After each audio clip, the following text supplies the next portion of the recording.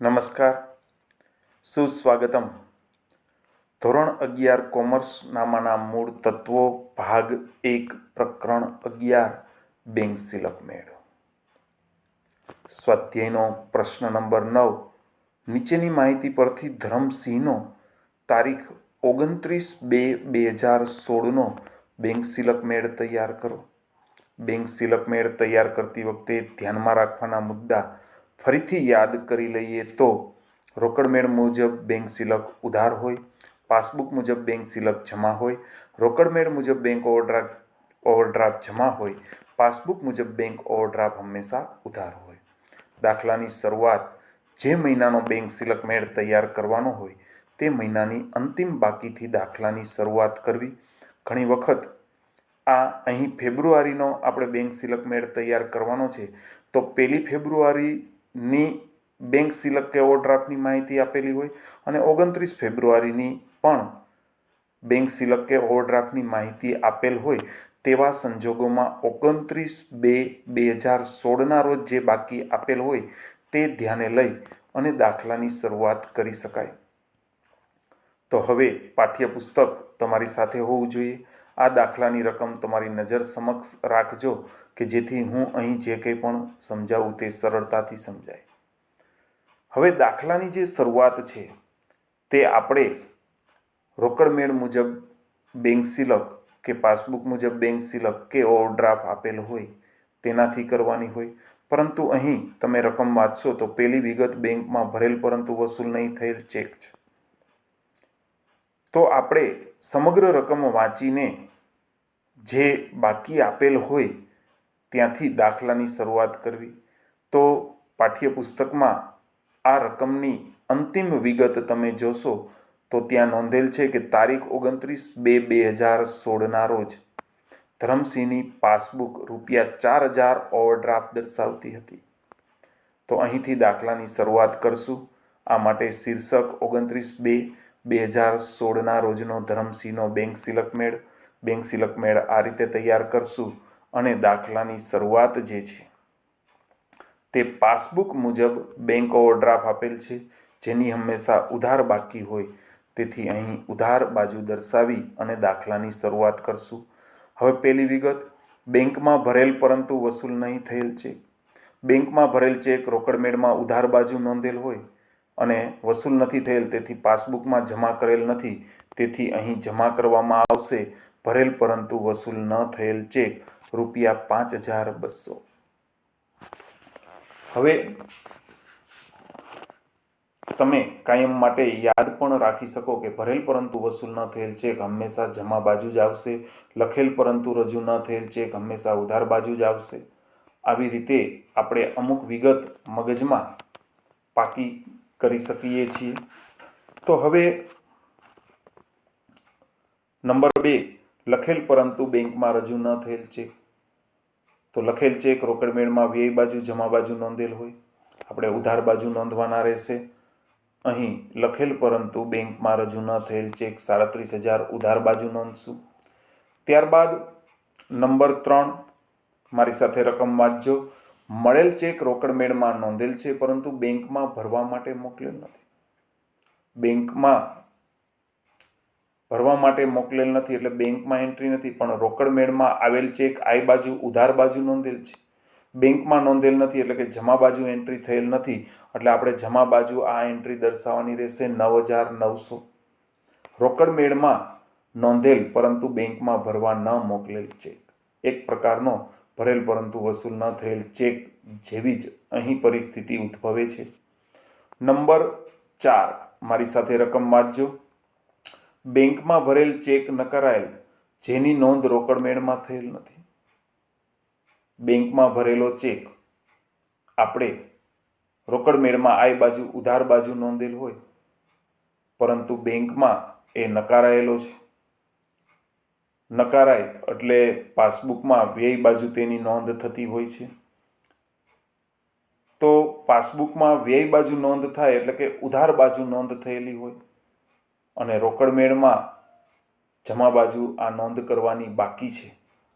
એનો અર્થ એ થયો કે આપણે અહીં આ વિગતની જમા બાજુ એન્ટ્રી કરવી પડશે, અને રોકડ મેળમાં ન નોંધેલ ચેક નકરામણી આ રીતે વિગત લખી શકાય. ત્યારબાદ નંબર 5, બેંકે વસૂલ કરેલ રોકાણો પરનું વ્યાજ. બેંકે વસૂલ કરેલ કોઈપણ રકમ વેપારીના ખાતામાં પાસબુકમાં જમા કરે છે, એટલે કે જમા એન્ટ્રી થઈ ગયેલ છે, પરંતુ રોકડ મેળમાં એન્ટ્રી થયેલ નથી. તેથી જ અહીં તફાવતનું કારણ આપવામાં આવેલું હોય તેમ માની શકાય. તો અહીં બેંકે વસૂલ કરેલ રોકાણોનું વ્યાજ પાસબુકમાં જમા થયેલ છે, રોકડ મેળમાં ઉધાર થયેલ નથી, એટલે અહીં ઉધાર કરવાનું થશે 1900. ત્યારબાદ નંબર 6, ધરમસિંહની સૂચના મુજબ બેંકે ચૂકવેલ ડિમેટ ચાર્જ 1320 રોકડ મેળમાં નોંધેલ નથી. બેંકે આ રકમ ચૂકવેલ છે. બેંકે રકમ ચૂકવેલ હોય તો પાસબુકમાં વ્યય બાજુ ઉધાર બાજુ આની એન્ટ્રી કરેલ હોય, અને રોકડ મેળમાં નોંધાયેલ નથી, એટલે કે તેમાં વ્યય બાજુ એટલે કે જમા બાજુ નોંધાયેલ નથી. તેથી આપણે આ વિગત જમા બાજુ નોંધવી પડશે 1320. વિગતમાં રોકડ મેળમાં ન નોંધેલ ડિમેટ ચાર્જીસ આ રીતે વિગત લખી શકાય. ત્યારબાદ 7મા ક્રમની રકમ મારી સાથે વાંચવાની છે કે રોકડ ખરીદીની નોંધ રોકડ મેળની જાવક બાજુ બેંક ખાનામાં ₹8,300 નોંધેલ છે. હવે ખરેખર રોકડ ખરીદી હોય તો રોકડના ખાનામાં આ રોકડ મેળમાં આ રકમ નોંધવાની હોય, પરંતુ ભૂલથી બેંક ખાનામાં વ્યય બાજુ જમા બાજુ નોંધાઈ ગયેલ છે. તો આ અસર નાબૂદ કરવા માટે આપણે આ રકમ ઉધાર કરવી પડશે, એટલે ઉધાર બાજુ 8,300 આવશે. વિગતમાં ભૂલથી બેંક ખાનામાં નોંધેલ રોકડ ખરીદી આ રીતે વિગત લખી શકાય. ત્યારબાદ 8મા ક્રમની વિગત મારી સાથે વાંચજો કે લખેલ પરંતુ લેણદારોને આપવાનો રહી ગયેલ ચેક 4,160. ચેક લખેલો છે અને લેણદારોને આપેલ નથી, તો બેંકમાં રજૂ પણ થયેલ નથી. તો લખેલ પરંતુ રજૂ ન થયેલ ચેક મુજબ જ આની એન્ટ્રી થશે, એટલે કે ઉધાર બાજુ એન્ટ્રી થશે.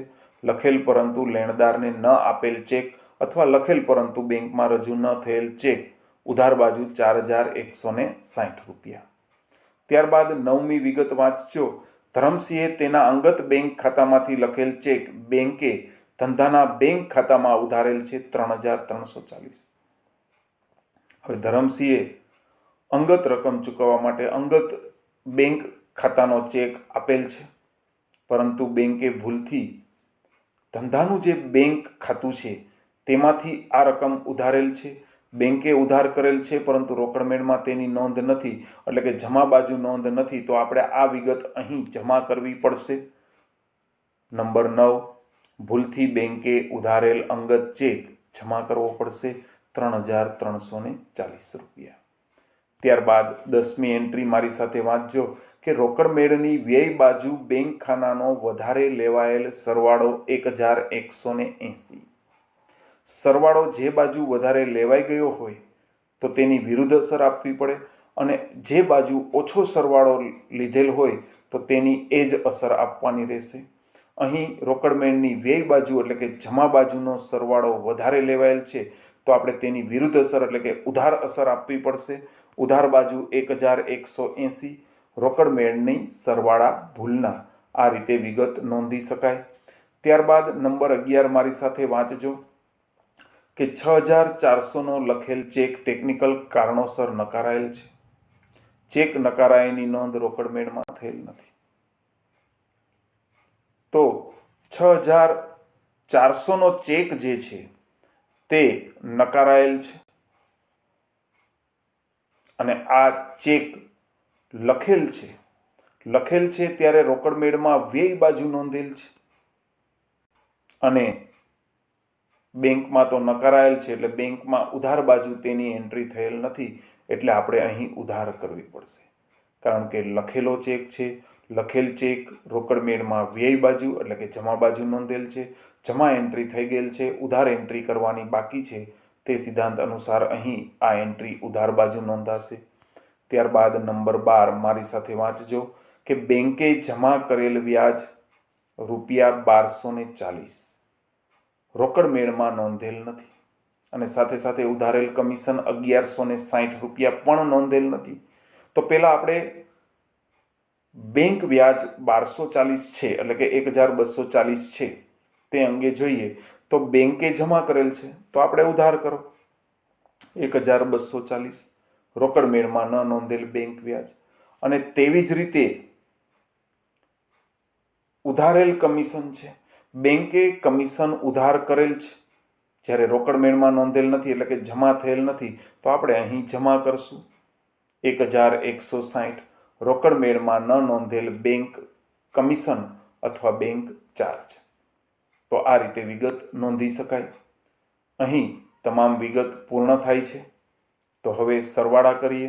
અહીં ઉધાર બાજુનો સરવાળો વધારે છે 64,180 જે જમા બાજુ મૂકવામાં આવશે અને આ 64,180માંથી 5,200, 9,900, 1,650, 1,320, 3,340 અને 1,160 ક્રમશઃ બાદ કરો કે આ તમામ રકમનો સરવાળો કરી અને 64,180માંથી એક સાથે બાદ કરો તો પણ આ જ રકમ મળશે 41,610 જે બાકી ગણાશે. હવે અહીં દાખલાની શરૂઆત પાસબુક મુજબ થઈ હતી તો અહીં આપણે રોકડ મેળ મુજબ જવાબ આપવાનો રહેશે. રોકડ મેળ મુજબ જમા બાકી હોય તો ઓવરડ્રાફ્ટ ગણાય, ઉધાર બાકી હોય તો બેંક સિલક ગણાય.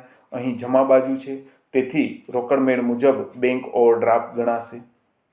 તો અહીં દાખલાનો જવાબ છે રોકડ મેળ મુજબ બેંક ઓવરડ્રાફ્ટ 41,610. તો અહીં આ દાખલો પૂર્ણ થાય છે. આશા રાખું છું કે આ પ્રશ્નના તફાવતના તમામ કારણો પરથી બેંક સિલક મેળ કેવી રીતે તૈયાર કરાય તે તમને સમજાઈ ગયું હશે. આ સાથે મારું લેક્ચર અહીં પૂર્ણ કરું છું. આભાર અને અસ્તુ.